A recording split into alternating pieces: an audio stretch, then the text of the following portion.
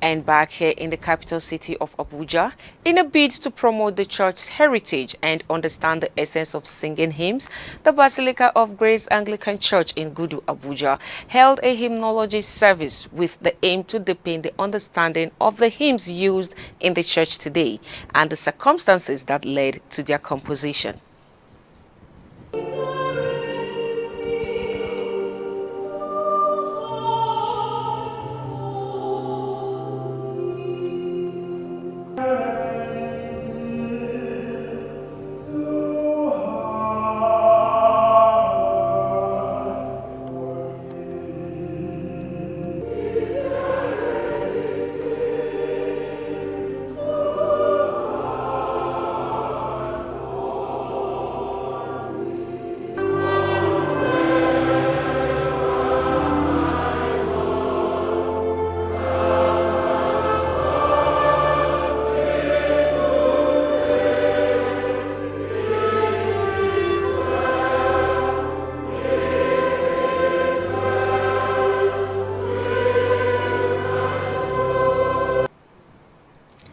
During the service, some church members took turns reading the stories and the historical backgrounds to the selected hymns, giving the meaning and profound messages embedded in the lyrics of the hymns.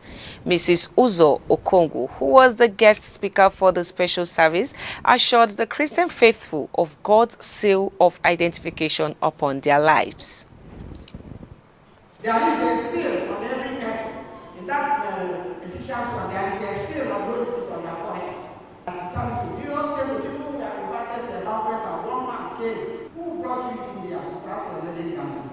So there is an identification for those that will enter the pastor. So you can't be crushed. Even when you pretend to blow us as you're coming in, there is a seal. You know what a seal is? It's something that authenticates a document. If you don't have that seal and that on your forehead, it's still on your Spirit.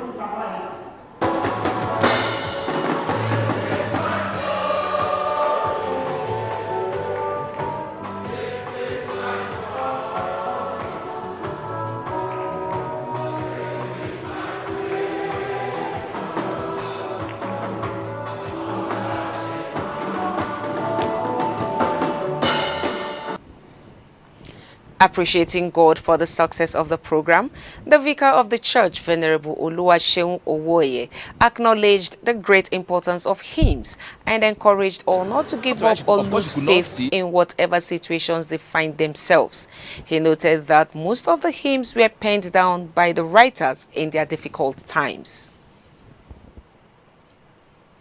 Some of the stories of hymns we read today, even without even preaching, they are enough sermons by themselves. Some of them passed through hard time. The other one, Fanny Crosby, who became blind after 6 weeks of her life, and she lived for 95 years. And even at that, she was still able to serve God in music.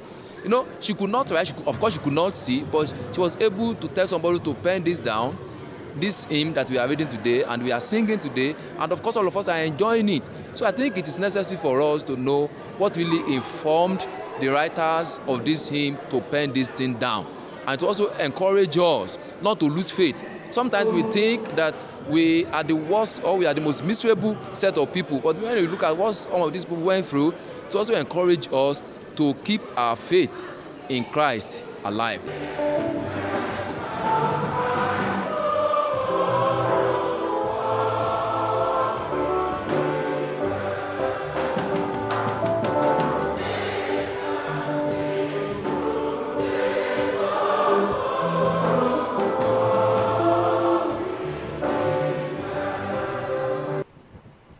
Some members shared their experiences and how they have been inspired by the hymns. When you listen to the stories behind some of these songs that we sing and hymns, you see that we have not really done enough at all. People that made this salvation and this message to come to us this day, they sacrificed so much.